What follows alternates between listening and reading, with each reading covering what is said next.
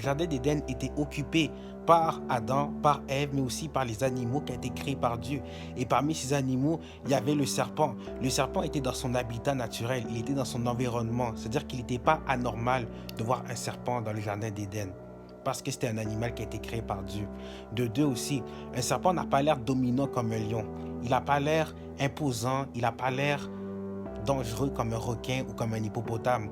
Il n'a pas l'air aussi, il n'a pas l'air impressionnant comme un aigle qui vole, mais il a l'air plutôt petit, fragile, mince, inoffensif de vue.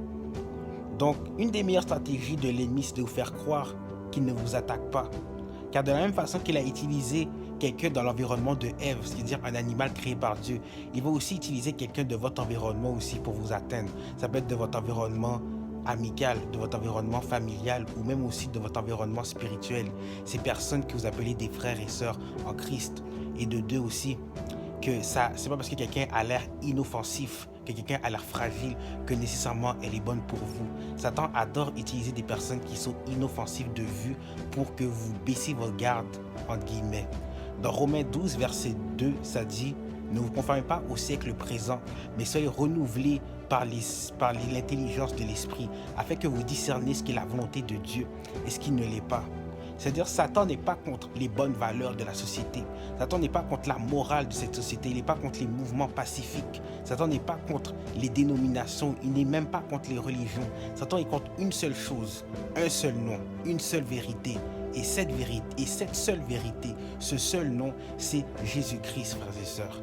C'est-à-dire que le but de Satan, c'est pas que vous commencez à devenir des criminels ou des hors-la-loi.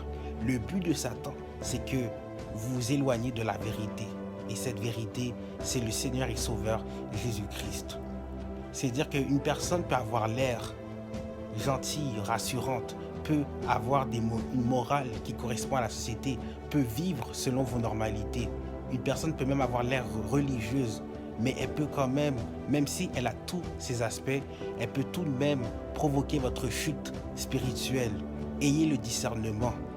Car on ne pourra jamais discerner ce qui est la volonté de Dieu et ce qui ne l'est pas, seulement par notre propre intelligence. Mais c'est par la nourriture de la parole de Dieu, c'est par la nourriture de la prière. Et c'est que le Saint-Esprit aura plus de pouvoir sur nous et qui pourra nous révéler qui sont les vrais et qui sont les faux.